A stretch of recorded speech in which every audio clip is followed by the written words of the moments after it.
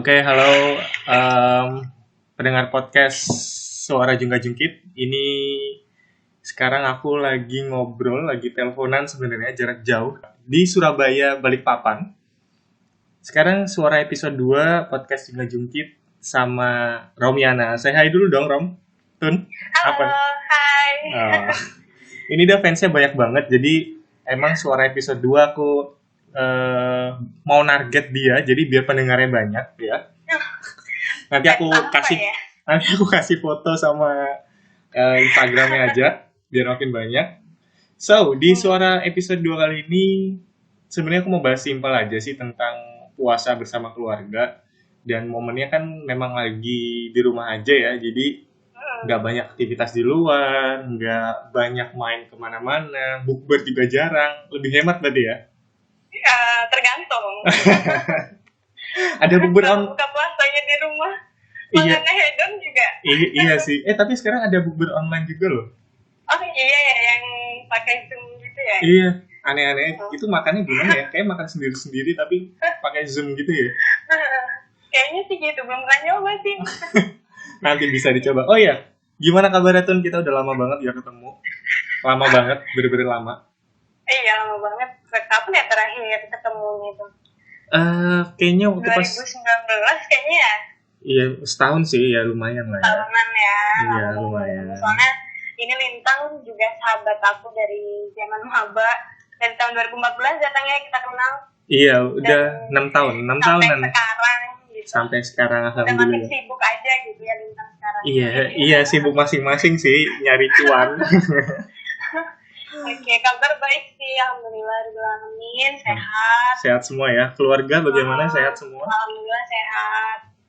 Aman. Semoga terus diberikan kesehatan ya buat kita semua. Buat Lintang Amin. juga. Sama-sama Karena ini sehat. kan keadaannya pandemi ya. Betul banget. Dan jadi susah kemana-mana, susah buat gerak. Jadi Iya, benar. kita nyari hal-hal produktif yang bisa kita lakuin dari rumah ya nggak sih? Benar banget. Gitu. Oh iya, gimana puasanya? Ini udah hari ke berapa sih? Jalan keempat ya? Ya, ini udah mau malam keempat. Malam keempat. Gimana puasanya nih dari hari 1 sampai 3? Udah minum es teh? Udah minum es teh jam 12 siang? Tadi pagi, tadi siang sih pengennya makan mie ayam karena abis ngeliat postingan Instagram foodies itu bikin nggak kuat gitu. Pengennya sih, tapi enggak ya. Gatel ya kalau misalnya siang-siang gitu. Makanya kadang buka Instagram itu harus bisa filter, karena kalau nggak filter pas ngeliat makanan itu jadi dosa juga kayaknya. Bener juga tuh. Tapi kayaknya kalau Ramadan gini tuh Instagram foodies tuh rame banget loh. Kenapa? Kalau Ramadan sekarang tuh Instagram foodies tuh rame banget, diliatin, viewersnya banyak, terus ngeliatin orang-orang mukbang gitu ya. Iya, bahkan sambil puasa sambil nonton YouTube kayaknya mukbang. Gimana puasa hari 1 sampai 3 lancar? Alhamdulillah. Alhamdulillah lancar. Aman jaya ya. Masih hari ketiga juga kayaknya belum ada kesandung macem-macem gitu ya harusnya. Iya sih, belum, karena memang juga dari selama sebulan ini kan, kemarin kan sebelum Ramadan kan juga bulan Sya'ban. Jadi memang udah banyak mempersiapkan, lebih banyak puasa sih sebelum Ramadan juga. Jadi udah, alhamdulillah sih udah pada saat bulan Ramadan ini lebih kayak karena udah sering puasa juga. Jadi udah latihan dulu ya sebelum masuk ke Ramadan. Iya. Biar nggak kaget. Iya, karena saya perutnya ini Pak ya. Iya, agak suka rewel, makannya banyak. Iya, melihara dinosaurus ya. Anaconda juga di dalam. Mungkin nanti di tengah-tengah itu baru dinosaurus anacondanya beranak dan berteriak-teriak di dalam perutnya. Kalau di tengah-tengah Ramadan hari ke-10, ke-15 itu udah mulai. Biasanya bawaannya pengen mokel ya. Iya, bener banget. Tapi jangan dong, ini pendengarnya baik-baik harusnya. Oh iya ya, amin. Biar nanti hal-hal buruk-buruk jangan dibuka dulu deh. Iya, jadi nanti ntar pada alasan lagi. Loh, kenapa kamu kok mokel? Iya, soalnya ini harus dengerin podcastnya Lintang nih. Gitu. Wah, kacau juga kita. Jadi jahat. Iya. Oh iya. Kalau kamu gimana? Puasa di hari ke-1 sampai sekarang lancar, alhamdulillah. karena di rumah aja, jadi kan ada ritual khusus. Jadi setelah sahur nggak tidur nih, mikirin konten buat podcast, ngetik skrip, terus tidur, bangun-bangun udah asar. Udah sore. Bener. Dan kayaknya puasa sekarang jadi agak susah ya buat nyari takjil, jadi mau nggak mau harus masak ya nggak sih, atau ojol itu beli pesan online. Sih. Karena emang di sini juga kan Balikpapan juga masuk dalam region ya, dan transportasi kan juga udah ditutup, jadi jalanan juga sepi. Terus kayaknya orang-orang pada mikir juga sih kalau mau jualan kan, cuma kadang kasihan juga sih sama mereka yang penghasilannya setiap bulan Ramadan justru malah lebih banyak karena harus jualan kan. Iya benar. Jadinya menurut kasihan juga. Biasanya kan rame banget, ada jualan es dadakan, jualan jajan.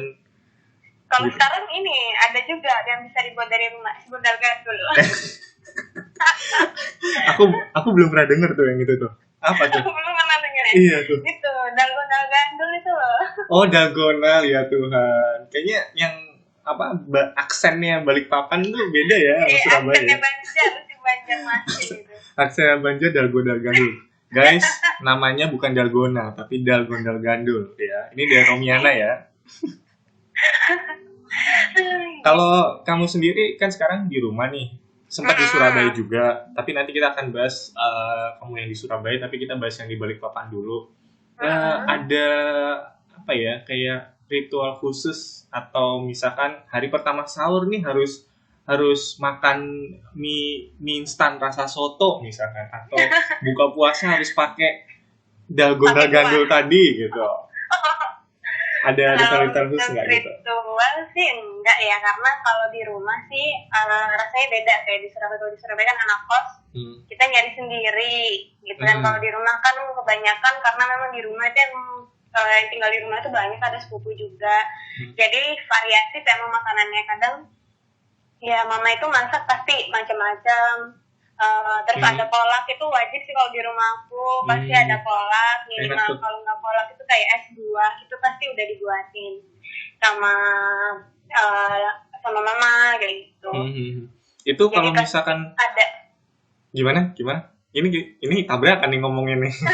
kamu dulu jadi, sorry ya nggak batuk. Iya nggak apa-apa, cuman keselak kayak gini. Oh, ini batuknya nggak berbahaya kan ya? Enggak keselak aja. Ya, jadi sebenarnya kalau untuk di rumah sih pasti ada kolak, makanan itu pasti ada kolak untuk buka puasa. Terus kalau sahur sih sebenarnya nggak ada yang harus makan apa gitu, spesifik gitu nggak ada ya? Tapi lebih ke kayak pas ada buka puasa sih, harus ada kolak, takjil itu juga ada, sama pasti makan berat. Ya sih macam-macam. Yang jelas sih harus ada lauk pauknya kayak ikan tuh masih ada. Wah, di Kalimantan terkenal sama ikan-ikanan juga nggak sih? Iya, seafoodnya fresh semua. Lebih seger banget gitu. Langsung ngambil dari laut, karena kan kalau Balikpapan sendiri kan pesisir. Jadi emang dari nelayan langsung dibawa ke pasar, itu masih fresh semua. Masih fresh banget. Nah, kalau kamu sendiri lebih prefer kalau makan buat buka atau sahur itu mending masakan nyokap nih atau beli nih? Soalnya nih guys, teman-teman, kalau misalkan kalian ngelihat storiesnya di @romianar itu storiesnya isinya makan semua. Jadi ini sebenarnya food blogger juga. Di stories isinya makan semua guys. Private food blogger. Gimana? Kalau lebih senang beli di luar atau masakan rumahan atau gimana tuh? Sebenarnya sih tergantung mood kalau aku. Kalau masalah makanan, jadi kalau di rumah mau puasa atau nggak puasa, mama pasti masak. Cuman pasti aku makan di rumah. Kadang kalau misalnya, cuman karena aku makan sekali itu kadang nggak cukup. Oh iya, bisa di share juga kira-kira kalau Ibu Romiana ini makan sehari berapa kali? Minimal sih 3 kali. Cuman kadang pernah tembus sampai 5 kali, itu makanan berat. Itu berat ya? Itu belum nyemil teman-teman. Itu belum nyemil. Udah kayak takboy pun aku makan banyak tapi nggak gendut-gendut. Nggak mungkin, pasti nambah berat. Iya sih, alhamdulillah nambah. Udah nggak kayak kurus krempeng kayak dulu zaman kuliah. Iya, lebih happy sekarang ya. Iya, lebih happy. Mungkin udah dekat sama keluarga kan, dari jauh kayak dulu. Jadi pikirannya udah gak kepecah-pecah. Oke. Ini. Kalau suka, kalau di puasa nih kan itu tadi kan biasa ada masakan-masakan nyokap yang khusus dimasak di puasa kayak kolak. Itu kolak pas jarang banget ada di hari-hari biasa. Es buah mungkin atau kue-kue kering. Nah, yang paling kamu kangen dari masakan nyokap pas Ramadan nih apa nih? Yang paling kangen sih kolak bubur kacang hijau. Apa ya, kolak atau bubur kacang hijau namanya? Jadi kolak kacang hijau. Jadi kadang itu kalau mama bikin kacang hijau itu dicampur sama kayak pisang kayak gitu sih, sama kadang campur singkong. Itu maksudnya kayak tradisional food banget kan, tapi taste-nya itu beda gitu loh kalau mama yang buat bubur kacang hijau. Jadi kalau misalnya di Surabaya mau cari bubur kacang hijau atau kolak kacang hijau kayak buatan mamaku tuh kayaknya susah banget. Kadang aku harus bikin sendiri kadang di Surabaya biar taste-nya itu mirip-mirip gitu. Itu yang paling dikangenin. Sempet nyoba masak-masak kolak juga tuh pas di Surabaya? Iya dong, udah pernah. Bahkan sampai satu panci besar bisa dibuat makan satu kosan. Itu niat banget ya, karena emang suka makan juga kan. Jadi salah satu alternatifnya harus bisa masak apa yang pengen dimakan. Selama emang bisa masak di kos. Oke. Bubur kacang hijau sama kolak itu nyampur. Sebenarnya rasanya nggak enak sih karena kan kuahnya kan memang dari gula merah ya nggak sih? Gula merah, benar. Cuman isinya lebih rich, variatif, lebih kaya aja gitu kan, lebih variatif. Karena emang kalau di rumah kan ya udah pasti masaknya sesuai dengan keinginan kan, dan pasti juga lebih puas makannya. Kalau masakan khas Banjar ada nggak? Kalau Banjar itu tadi udah Banjar atau belum? Kue talam.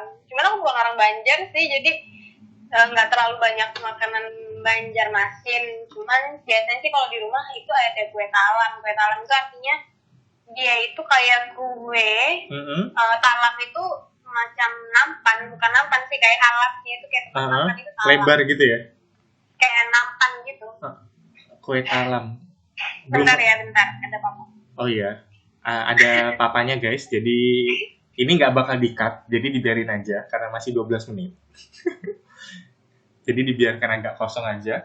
Oh ya, sambil promosi buat teman-teman pendengar podcast Jungga Jungkit, kalau misalkan mau cerita-cerita, sharing-sharing di masa kosongnya waktu Ramadan ini. Oh ya, FYI teman-teman, ini tadi kita janjian jam 4 sore karena ada yang ketiduran sampai mau buka puasa, jadi baru dilaksanakan ini jam 8 malam waktu Surabaya. Kalau Balikpapan jam 9 ya? Balikpapan jam 9. Jam 9, jadi kita ada rentang 1 jam nih. Rentang 1 jam. Karena ini tadi sebelum FIA juga nih kegiatan di rumah. Lagi padat banget ya? Ini udah masuk ke topik selanjutnya ya? Gak apa-apa sambil. Karena tadi sempat ini dulu, kayak nyuci piring dulu, bantuin mama, jadi kan habis buka puasa, jadi nyuci piring dulu baru bisa nelfon. Padahal tadi janjiannya itu jam 8. Jam 7. Oh iya, jam 7 Surabaya ya. Iya, jam 7 waktu Surabaya ya, benar-benar. Ini jam 8 sini gitu sampai ke setengah 9. Tapi nggak apa-apa karena demi totalitas ya dan pertemanan juga, jadi mau nggak mau iya. harus ditelepon. Untung Lintang baik dan sabar ya, walaupun kadang-kadang suka ngeselin juga sih. Iya, alhamdulillah aku masih baik kok sampai sekarang. Amin.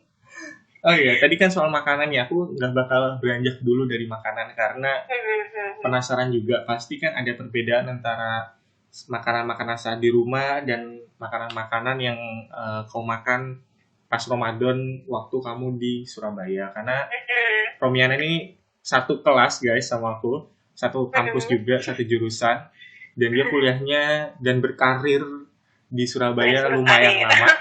Lumayan kayak wanita karir aja. Berkarir di Surabaya lumayan lama, jadi cukup jauh waktunya. Dan pengalamannya banyak banget di Surabaya. Aku mau denger dikit sih. Di Ramadan ini ada nggak makanan yang kamu kangenin dari Surabaya? Oh, banyak. Ini boleh sebut merek gak sih? Oh boleh dong, nggak apa-apa, nggak apa-apa. Siapa tahu nanti dia mau iklan juga di sini. Amin. Jadi kalau untuk makanan yang di Surabaya yang karena kebanyakan aku kangenin itu yang nggak ada di Balikpapan. Contoh kayak mie setan, kober mie setan itu. Oh di Balikpapan nggak ada? Nggak ada coy, di sini nggak ada kober mie setan. Adanya tuh di Samarinda dan itu harganya harganya FYI nih teman-temannya pendengar cinta cekit semuanya. Jadi kalau di Balikpapan itu harga makanan tuh mahal banget. Kayak contoh nih, kayak kober mie setan di Surabaya itu kan 10.000 ya? 10.000 ya, 10 sampai 13.000 ya sampai 12.000 kok tergantung cabai kalau nggak salah ya. Itu sekitar segitu 9.500 sampai 12.000 kalau aku nggak salah. Kalau di kalau di Balikpapan ini bukan di Balikpapan sih, di Samarinda dan satu provinsi juga sama Balikpapan itu harganya kalau kamu makan mie setan sama minum itu sampai 50.000 gitu. 50.000. Mie-nya soalnya harus naik kapal jauh. Mie-nya harus ini sendiri bahannya kayaknya. Harus naik kapal. Tapi ada ya? Sih rasanya. Ada di Samarinda tapi ya, di Balikpapannya belum ada ya. Di Balikpapannya belum ada. Rencananya sih mau buka, cuma nggak tahu nih ada yang mau makan nggak kalau aku buka di Balikpapan sih. Siapa tahu yang punya kober mie setan langsung kontak ya kan? Iya, yang punya kober mie setan semoga mendengar ini, karena Balikpapan butuh kober, ya. Harus merasakan pedasnya kober mie setan orang-orang Balikpapan. Apalagi nih selain kober? Apalagi ya yang sate mungkin atau kalau sate di sini kurang lebih sih sama ya. Rujak cingur. Iya itu Surabaya banget sih sebenarnya, nggak ada di mana-mana. Awalnya dulu aku nggak suka sama rujak cingur karena kan aku biasa makan gado-gado. Di sini tuh namanya gado-gado rujak ulek gitu. Gado-gado rujak ulek. Bedanya apa tuh? Kalau di Surabaya kan rujak ulek alias rujak cingur. Kalau di Surabaya namanya gado-gado kan gado-gado sirap kalau aku namanya. Oke.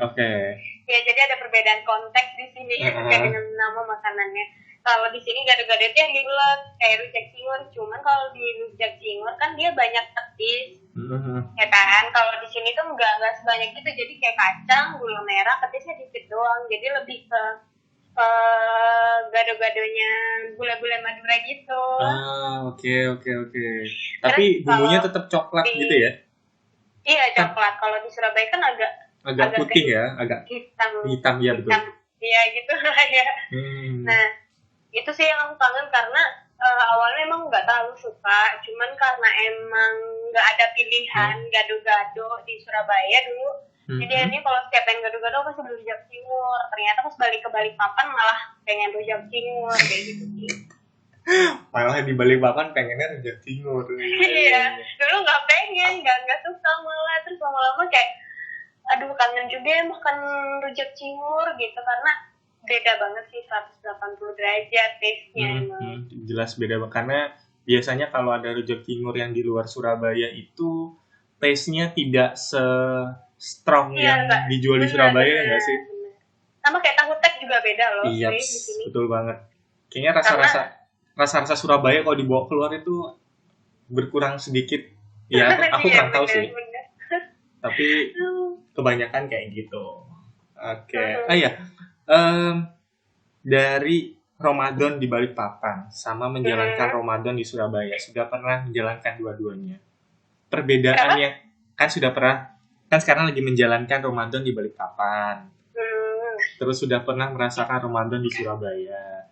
Nah, perbedaan yang paling kerasa apa sih? Perbedaannya jelas kalau di Balikpapan karena ada keluarga, sahur itu langsung makan gitu. Kalau di Surabaya kan udah jadi anak kos, jadi harus keluar beli makan atau at least panasin makan sendiri atau masak sendiri. Aku biasa kalau di Surabaya dulu pada 18 itu aku biasanya cuma masak telur gitu karena sama telur yang penting sahur. Karena kalau kayak masak yang ribet gitu kan kadang mau bangunnya aja tuh udah kayak susah ya, berat ya. Gitu. Berat mau bangun aja berat. Itu udah usaha, yang penting sahur gitu. Kalau di Balikpapan alhamdulillahnya sih maksudnya kayak karena masaknya itu malam. gitu. Kalau di rumah biasanya masaknya malam, terus nanti pada saat sahur tinggal dipanasin. Jadi pada saat sahur udah tinggal makan, enak sih di situ. Terus itu kalau sahur ya. Kalau buka puasanya juga pasti beda, karena kalau di Surabaya kan kalau misalnya nggak ada acara buka bersama sama teman-teman kampus atau teman-teman organisasi, pasti makannya sendiri atau sama orang gitu kan. Itu yang tidak bisa disebutkan namanya, ya. Dulu, betul. Nah, kalau di rumah pastinya apalagi sekarang pandemi, jadi lebih banyak di rumah dan itu rasanya lebih enak karena kayak rame. Terus yang harus rebutan makanan dulu sama ponakan gitu. Sebenarnya nggak rebutan sih, cuman kayak suka aja godain ponakan gitu. Maksudnya ada suatu hal aktivitas di mana ketika kita makan belum makan gitu, menunggu buka puasa itu yang seru aja gitu. Kan ramenya tuh apa ya? Bener, beda sama rame yang sama teman-teman di Surabaya ya. Lebih dekat, lebih hangat gitu. Bener banget. Kalau di Surabaya kan kayak ya udah you live by yourself, you live alone gitu, kayak ngerasa udahlah sendirian doang gitu. Iya, sendiri-sendiri gitu. Ada nggak sih pesan-pesan dari kamu buat teman-teman di luar sana yang kan sekarang nggak boleh mudik tuh ya, nggak boleh pulang kampung juga. Ada nggak sih pesan-pesan dari kamu buat teman-teman yang stay aja di kosan, nggak bisa pulang ke kampung halamannya, harus sahur sendiri, harus buka puasa sendiri, kan agak kasihan. Mungkin ada hal-hal yang bisa kamu sampaikan untuk mereka? Waktu dan tempat dipersilahkan, Ibu. Oke. Tetap semangat buat teman-teman semuanya. Semoga pandemi COVID-19 ini bisa segera berakhir di Indonesia dan kita bisa beraktivitas normal kembali secepatnya. Amin. Dan buat teman-teman yang sekarang masih ada di luar kota, tetap semangat karena aku jujur nih tahun 2019 itu adalah tahun dimana aku benar-benar ngerasain Ramadan itu penuh dengan sangat-sangat challenging gitu, karena di 2019 aku pulang ke rumah itu setiap 1 semester selesai kan, baru bisa pulang. Nah, aku tahun kemarin itu stay di Balikpapan itu sekitar cuma seminggu sampai 10 hari maksimal kalau nggak salah, karena memang harus ngejar skripsi dan mungkin di sini ada teman-teman juga. Berarti nggak sampai Lebaran ya? Kenapa? Nggak sampai Lebaran atau? Lebaran. Sampai jadi, Lebaran juga. Seminggu sama Lebaran. Jadi Lebaran 7 hari, Lebaran ke-7, besoknya aku udah balik lagi ke Surabaya karena memang harus ngejar deadline skripsi gitu. Dan mungkin di sini banyak juga teman-teman yang lagi struggling sama skripsinya dan nggak bisa pulang. Mungkin aku udah pernah ngerasain itu, tapi kalian tetap semangat. Dan terus. Aku dulu tahun lalu malah kan, jadi buka puasa nih. Buka puasa kan 5:30 ya kalau di Surabaya. Iya, jam 5:30, benar. Jam 5:30. Terus habis buka puasa sholat maghrib, habis itu sama sholat tarawih. Habis sholat tarawih itu aku langsung ngerjain skripsi dari jam 7 tembus sampai jam 7 pagi. Jadi aku sahur itu di mana, di ini co-working space. Masuk restoran gitu loh. Saking sampai segitunya juga gitu. Saking ngebut, bener-bener deadline dan ngebut deadline skripsi. Mungkin di sini ada teman-teman yang sedang ngebut deadline skripsi. Kalian harus tetap semangat karena skripsi nggak akan selesai kalau kalian cuma pantengin. Waduh, ini buat teman-teman pendengar juga Jungkit, ini pengalaman langsung dari Ibu Romiana yang dulu struggle banget, ngebut banget skripsinya. Dan 1 minggu loh. Berapa? 1 minggu, bab 4 ngerjain. Bab 4 tuh 1 minggu, tapi itu benar-benar nggak tidur. Jadi sampai jam 7 pagi, aku habis dari jam 7 pagi itu tidur sampai siang, bangun sholat zuhur langsung berangkat dari kampus konsul. Luar biasa. Tapi ya itu tadi ya, usaha tidak akan mengkhianati hasil ya. Ya, jadi buat teman-teman harus tetap semangat. Kali aja di sini yang dengerin lagi struggling sama skripsinya. Terus kalau yang nggak bisa pulang, jangan buat orang tua khawatir sih, yang jelas, karena harus tetap ngabarin orang tua, tetap harus komunikasi dengan baik dengan orang tua ya, karena ketika kalian jauh, justru momen-momen yang ada di rumah, yang hal-hal kecil kayak misalnya kalian yang harusnya udah di rumah nih pada saat puasa, kalian bisa bantu ibu nyiapin buka puasa atau mungkin bantu bersih-bersih rumah, itu nggak bisa kalian lakukan ketika kalian jauh. apalagi dengan kondisi bener. seperti ini harus tetap bisa jaga komunikasi sama orang tua karena pasti orang tua khawatir juga sih. Terus tetap jaga kesehatan. Nah itu penting banget. Itu penting banget. Jangan bandel keluar nanti dimarahin Bu Risma buat teman-teman yang di Surabaya. Oh iya benar. Kalau nggak penting-penting banget jangan keluar untuk sementara waktu ini karena emang kita nggak tahu gitu kan kita ini udah terjangkit atau enggak. Sometimes kita ngerasa kita sehat tapi kita nggak tahu kita kontak sama siapa ketika kita lagi ada di luar gitu. Jadi kalau kalian nggak ada hal-hal yang sifatnya urgent banget jangan keluar karena kalian juga nggak usah maksa untuk mudik kalau emang nggak bisa karena emang sekarang udah ditutup ya. Iya udah dilarang pesawat dong nggak bisa terbang di Jakarta juga udah mulai ditutup. Di mana-mana udah nggak ada pesawat, nggak ada harga tiket pun udah kayak di aplikasi itu udah nggak ada. Nah tetap sabar dan berdoa sih yang paling penting dan pesannya juga Ramadan ini kan adalah Allah itu ngasih kita kesempatan untuk bisa memperbaiki ibadah dan mengajari kita sebenarnya untuk lebih konsisten sih. Menurutku pribadi karena kita harus konsisten yang awalnya sholatnya mungkin masih bolong-bolong di Ramadan ini kita harus tingkatkan yang lebih rajin lagi. Benar, lebih rajin lagi dan lebih konsisten kayak gitu. Jadi selama juga buat teman-teman yang juga di rumah aja mumpung udah bisa kumpul sama keluarga jangan lupa ibadahnya juga tetap dijaga karena ini sebenarnya sih menurut aku ada hikmahnya sih Tang. Iya, jadi lebih kayak apa ya? COVID-19 ini lebih bisa evaluasi diri kayak gitu nggak sih? Bisa lebih mendekatkan diri juga sama Tuhan karena memang kita di yang awalnya mungkin ketika sambil kerja kita nggak pulang ke rumah nggak sempat ngaji misalnya nih selama di bulan Ramadan cuma buka puasa aja itu kita bisa nyempatin buat ngaji terus mungkin selama bulan Ramadan biasanya kalau nggak ada keadaan yang kayak gini sekarang mungkin kita bahkan banyak makan di luar karena biasanya kalau udah bulan puasa hari pertama tuh langsung ayo bukber kemana Bonkes iya kan sampai lupa buat buka puasa di rumah betul kan momen Ramadan itu adalah momen dimana kehangatan keluarga itu benar-benar terasa gitu kan jadi benar-benar dinikmatin buat teman-teman yang lagi ada di rumah kayak gitu.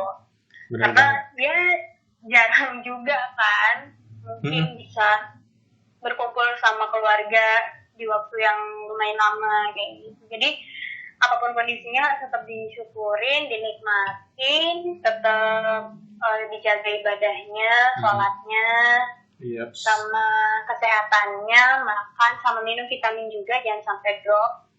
Dan jangan terlalu banyak begadang juga nih, ini Bang Bintang juga. Oh iya, ini soalnya imunnya harus dijaga ya. Harus tetap dijaga, karena kan ini juga kan ada informasi yang kita nggak tahu sih, kayak gelombang kedua, second wave gitu kan. Iya, itu ada. Jadi harus tetap menjaga kesehatan. Event itu ya harapannya sih semoga nggak ada dan kita semuanya jangan panik gitu yang paling penting karena ada sebuah kisah di masa lalu di mana kepanikan itu adalah salah satu penyebab lebih meningkatkan tingkat kematian gitu. Jadi bukan karena virusnya aja ya tapi karena panik juga tapi karena gitu. Kepanikannya kita juga. Jadi walaupun di rumah apalagi bulan puasa ini harus tetap jaga diri dengan baik kayak gitu karena banyak juga sih agak serem juga sebenarnya kayak ada yang udah stay di rumah tapi ternyata mereka masih terinfeksi gitu kan itu sih itu aku udah kayak ini loh udah kayak ngingetin pacar gitu jangan lupa sholat ya iya nggak apa-apa untuk latihan untuk latihan it's okay nggak apa-apa kok nggak ada pacar wah di sounding di sini banget nih tenang aja, ini nggak bakal di-cut lah, tenang aja. So, buat teman-teman pendengar Dengan Nyekit, itu tadi sharing-sharing sama teman dekatku Romiana yang di Balikpapan sana tentang pengalaman puasanya. Tadi juga dikasih pesan-pesan buat teman-teman yang di rumah yang lagi struggle, nggak bisa pulang, tetap semangat, jaga kesehatan, patuhi rambu lalu lintas ya. Dan arahan pemerintah. Iya, patuhi arahan pemerintah maksudnya itu. Karena Bu Risma galak tapi galaknya ada manfaatnya. Oke. Ini Bu Risma dengar loh ntar. Oh ya nggak apa-apa Bu, salam hormat dari saya Bu Bintang. Oke, Tun, terima kasih banyak udah menyempatkan waktunya. Ya, sorry ya kalau sempat telat, kita janjiannya jam 4 gitu, tapi ya it's okay. Namanya kalau di rumah itu ada hal-hal yang nggak bisa terprediksi karena namanya orang tua minta tolong, itu kita nggak boleh nolak. Iya, baru aja rebahan udah, Rom, nyapu. Tapi nyapu, kamu kenapa kalau nggak ngelap ini, nggak ngelap meja? Ya mah bukan ngelap meja, lu tuh kecanda kok belum ngelap meja. Ya, itulah itu dialektika selama di rumah dan dekat dengan keluarga tuh pasti ada kayak gitu. Iya sih, biasanya anak pasti ngerasa kayak pusing gitu. Aduh, ini belum satu belum selesai nambah, tapi ini kalian pesan juga ya. Oh iya, lagi oke. Buat teman-teman, apapun sama teman-teman di sini, mungkin yang lagi ada di rumah nih, teman-teman harus bersyukur masih bisa bantuin orang tua karena banyak teman-teman juga di luar sana yang nggak bisa pulang. Iya, betul. Jadi kalau misalnya ada hal yang sifatnya kayak misalnya nggak urgent banget, bisa nanti dulu. Kalau memang orang tua yang minta tolong harus diutamakan dulu orang tuanya, begitu ya. Jadi benar harus banget. Tetap bisa apa ya? Karena hal-hal kecil kayak gitu itu juga sudah ngebantu mereka gitu. Karena kami membantu ibu. Kerjaan orang tua itu, terutama ibu itu sangat berat di rumah. Jadi harus bisa saling meringankan. Jadi biar imunnya tetap terjaga semua, biar lebih sehat, rumah. Imunnya makin kuat gitu.